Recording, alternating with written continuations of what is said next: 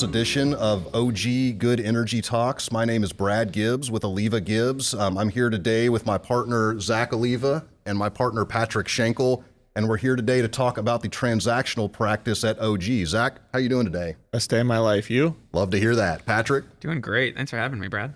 Happy to have you guys. Okay, like I said, we're going to be talking a little bit about our approach to transactional practice in the oil field. We do a lot of asset and lease transactions in particular, a lot of due diligence projects across about a dozen states. We often act as local counsel and partner with other firms, and then sometimes we handle the transactions soup to nuts on our own. Patrick, I'm going to ask you a few questions today. First of all, let's talk about defect limitations in a transaction. And I'm talking here about thresholds and deductibles. Are these generally deal specific, or is there a general standard to use when negotiating these numbers? They're very much deal specific and really jurisdictional specific as well. You're really looking at the size of potentially the leases or the wells you're looking to acquire, the value placed on those. That's all going to come into consideration when you're looking to place a number on either the threshold or the deductible limit. There are some general standard percentages that you can go by on those, but you really want to look at it more jurisdictionally, make sure that you're taking that into account and how you're trying to build out what you're going to be able to defect and if you will be able to even be able to claim a defect. So in your opinion, it makes a big difference whether or not the transaction is in Louisiana or New Mexico or Texas or North Dakota, how you might want to set those deducts, how you might want to approach defects and defect limitations and those types of even things. More jurisdictionally, it's important on the size of the leases you may be looking to acquire. So if you have a 10,000 acre lease in New Mexico or in Louisiana or North Dakota, it may be the same threshold or deductible limits or requirements if that's what you're looking to acquire. But as we know from kind of our practice and doing this for a long time, that there's different sizes of leases and there's some different variations in different states. And that's going to really lead it more on that jurisdictional front. So, Patrick, at what point, what's a great time to bring in a transaction? If I was an oil and gas company, what's a great time to bring in transactional counsel? And what's a not great time to bring in transactional counsel? That's a great question. I'll first tackle it from the seller standpoint. If you're looking to market your assets, you want to have the transactional team in there immediately as soon as you hire either your banking team or as soon as you're evaluating kind of your assets you're looking to put up to market. On a transactional aspect, if you're getting a cold offer from a seller perspective, you want to bring them in as soon as you receive that offer. Make sure that you are understanding what you've been brought to the table by a purchaser. On the purchaser standpoint, you generally want to bring in a transactional team sometimes after the letter of intent, but I would recommend before the letter of intent as early on as the process. You want to make sure that they have the availability, you have the capacity. That team that you're bringing in is going to be knowledgeable from the front end and is going to be able to handle any risk or liabilities that may come. So is it like once you've identified that, hey, we're going to make a transaction, we're going to buy assets at some point this year in Louisiana? Is that the point where, like, once the idea has been created, is that when you want to start talking to transactional counsel? Exactly. It's before you've even identified the particular assets you may be looking to acquire. It's great to have them on standby saying, hey, look, we're evaluating prospects in kind of this state or in this jurisdiction, in this area. Just giving you guys a heads up to be on the ready, be on the call, because these things move fast as soon as they get rolling. Patrick, what's your recommendation if, say, you're a private equity-backed group and they've got a particular large law firm that they want you to use for transactions, but they may not have an office in or any particular expertise in, say, New Mexico? What are your thoughts about bringing in sort of a local counsel firm, and at what point to do that in the PSA negotiation process? I would recommend bringing in that local kind of title counsel, the local oil and gas expert counsel, as early on as possible, because they're going to be able to drive how you're going to structure the agreement. Generally, we're brought in sometimes even before they've even begun the negotiation on the PSA, because we can help inform them in our kind of 12 different local jurisdictions on what do you need to be looking out for with even this asset package, and how are you going to evaluate it? What are the risks and standpoint if you buy these? From a negotiation standpoint, It's great to have that local counsel to weigh in on permitted encumbrances, to weigh in on the local rules, weigh in on due diligence aspects of what is actually doable during due diligence and what's not. And that's great to know ahead of time from a purchaser standpoint, to know what do we need to make these provisions? How best can we draft these to facilitate a great due diligence process and a great closing on the assets? What can go wrong in transactions? If I'm a first-time operator, not first-time operator, but if I'm a landman or a vice president of land, and I haven't really done major bolt-on acquisitions in certain states, what are some things that can go wrong? What are the dangers of large acquisitions? I'll let you answer first, Brad. Yeah, and I'm sure Patrick will have some great follow-up to this. Probably the number one issue I see is underestimating the amount of time, waiting until the PSA is signed to start trying to line up your brokers, making sure that they have capacity, as opposed to, like Patrick mentioned earlier, getting out in front of that as much as you can, giving people the heads up, letting them know the state and scale of the transaction, and just making sure you're giving yourself as much time as possible for the due diligence process, which often tends to take up the most amount of man hours during a transaction. Yeah, I agree 100%. It's not even just the outside and your external hires that you're going to bring in to help you. It's the internal as well, and making sure you have an internal due diligence team. You have an internal team that is going to help with that transaction and that acquisition. That's extremely important. Patrick, back to permitted encumbrances. You mentioned this earlier. What do you think is an acceptable risk with permitted encumbrances, and when should the operator engage local counsel to consult on that risk? My recommendation is always to have local counsel to help with those permitted encumbrances. They're going to be drafted in a very state-specific manner, and there's different risks in each jurisdiction. And so it's very important to know, on an overarching standpoint, what you're looking at.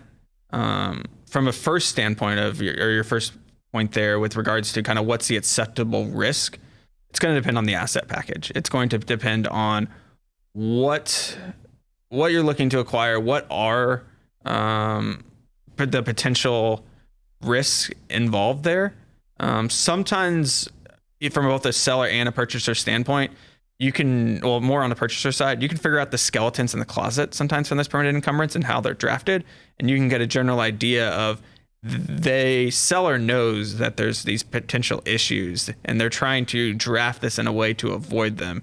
And so it's having an idea internally, do we accept that as a risk, or is that something we want to push back on? Is it fair to say that what might be unacceptable encumbrance in one transaction might look very different in another transaction or another state? Yeah, very much so. You have your standard permitted encumbrances. You'll generally see some type of gap in title. You generally see some type of a marketable title whereby you're not going to claim defects on potential issues maybe from 40, 50 years ago. Those are pretty standard across jurisdictions, but there's definitely going to be state-specific ones. Very much involved with it. I mean, is there forced pooling in those states? How is that going to apply to the assets you're looking to acquire? Is there dormant mineral or mineral servitudes, and how that may apply, and how you're looking at acceptable risk and drafting your permitted encumbrances? For those of us who don't practice in Louisiana, I just hear the word servitude and it makes me twitch a little bit. One of the things you'll often hear in, especially in the defect context, and I think it relates to what is or is not a defect, is the idea of a walk right. And in most purchase and sale agreements, that's if you can aggregate enough defects and they rise to a certain value or a certain threshold, that you might be able to walk away from the transaction, break your agreement under the purchase and sale agreement. Who generally has that right, and what are some common thresholds that you see? So it's a negotiated right that can be in there. It could be either a buyer only right, or it could be a buyer and seller right. It's going to depend on how it's negotiated. It's generally a percentage of the total transaction, potentially 20, 25% of defectable amount of the total transaction amount in order to sometimes trigger that walk right. As the purchaser standpoint on those walk rights, if it's a purchaser only right, they're in total control and in control of what defects they're claiming. If it's a purchaser or seller right, there's some strategy involved from the purchaser standpoint of, hey, maybe I want to claim defects up and until that walk right, but maybe I want to hold back some potential other defects because I still want to go through with this transaction, and I don't want to give that seller the ability to walk away. If a client or a prospective client were to come to either of you and say, hey, we've got this big transaction to do in Iowa, for example, a state where we are definitely not licensed, what criteria would you recommend that a client should use or a purchaser should use when evaluating transactional counsel? I mean, I think looking at experience, background, I think where a lot of operators get into trouble is they look for local counsel that maybe has, deep experience in general law or real estate or something like that, and think that those skills are going to easily translate over to, the oil and gas context, which is kind of a specialized area and a specialized skill. So I think that just making sure you're working with people that truly understand the nuances of your transaction and where the bodies are potentially going to be buried is going to be one of the most important things to figure out up front. Patrick, what are your thoughts on that? I agree 100%. If you're looking at an asset package, it's incredibly important that your transactional counsel understands the oil and gas industry. They understand the risks. They understand how to draft a purchase and sale agreement that is particular to oil and gas. And so you're not going to look for your general transactional counsel that is working on other type of transactions in other industries, because oil and gas is very nuanced and there's just specializations within it that you just need to know in order to draft the best and negotiate the best agreement for your clients. Patrick, once you have identified amazing local counsel like Oliva Gibbs to help paper your transaction, what is the actual mechanism for claiming defects? How do you give notice, and what kind of supporting documents do you often see? So within the purchase and sale agreement, there's going to be multiple paragraphs addressing the due diligence period and the ability to claim title defects. It's going to potentially define what is a title defect, what standards in there. That's where your permitted encumbrances are going to apply. And then it's going to provide your time period in which you actually have to perform due diligence and to claim defects. It's normally going to have a time is of the essence provision, where essentially if you don't claim a title defect before the time period set forth, you're waiving any title defects as to any unclaimed defects. And then within that title defect, they're going to set forth too what information you need to provide to be able to claim that defect. What specificity you need to discuss it, what is supporting documentation, what's the amount of that defect, how that has an effect on the purchase price. All that's going to need to be provided. So it's a lot like the inspection period when you're buying a home and you're under option and you get the we're kind of the inspector that comes in to look at the asset. Every once in a while, you might find that the seller owns more than what they actually think they do. Can you tell us a little bit about what you see when it comes to title benefits? Yeah, it's always a little tricky nuance when it comes to title benefits. It's, again, another heavily negotiated portion. Sometimes when a purchaser comes to an agreement, they may only have the cash available or have the financing available for that exact purchase price. And in that case, they're going to want to make sure that they address title benefit in that purchase and sale agreement, and that they draft a provision whereby that purchase price isn't going to go up as a result of those title benefits. In those cases, they'll want to draft that provision to provide that, all right, we'll agree that there may be title benefits, but the title benefit is only going to offset any title defects that we claim. And so if we've agreed on a purchase price of $50 million for these assets, we're not going to pay an excess of $50 million. But if we defect $5 million and we find that there's an additional $2 or $3 million worth of value on these assets, that $3 million would then come off of that $5 million defect. A lot of times after closing, there are certain defects that, you might not realistically be able to cure or correct prior to the closing deadline. So there are certain post-closing adjustments and defects. How does that process usually operate in your experience? In the provision or in the purchase and sale agreement, there's generally a post-closing, a curative period. There's a couple options that the parties to the agreement can go down. One is they can exclude those assets from the close of the transaction. And in that case, the seller would have a potential time period, a post-closing curative period to go back and cure those assets whereby those assets would then be subject to a separate assignment, deed, whatever, and they would be bought for that same purchase price on a later date. Another method that they could do is if it's a big enough defect, they may just remove those assets from the purchase and sale agreement in the first place, and there may not be any curative to begin with. It's also important to know that within the curative, it's always important from a purchaser standpoint to make sure you draft that provision whereby you're approving what has been cured or what has not been cured. You don't want to get in the situation whereby the seller says, we've cured this, but it hasn't actually cured it to your satisfaction as a purchaser. When you guys think about, the future of our transactional practice at Oliva Gibbs, 5-10 years in the future, what would you really like to see? Well, I think this ties into the next kind of question I was going to ask Patrick, or that we were going to talk about. The Federal Trade Commission is the federal regulatory agency that sort of oversees these types of transactions. Depending on how large the transaction is from a value perspective, it might fall under very different levels of scrutiny.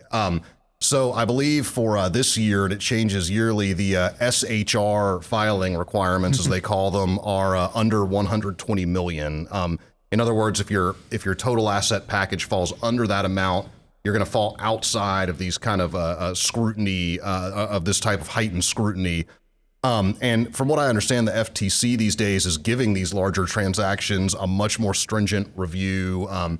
There's a lot of large consolidation going on, a lot of accusations of anti-competitive type consolidations. Is there a kind of sweet spot in transactions that you see Oliva Gibbs tending to handle sort of from the letter of intent all the way through closing? Yeah, I mean, you're right about the FTC and the additional scrutiny on these. We generally handle transactions right now below kind of that HSR, that filing, so that 120 million figure that you threw out, which generally handles smaller transactions from that.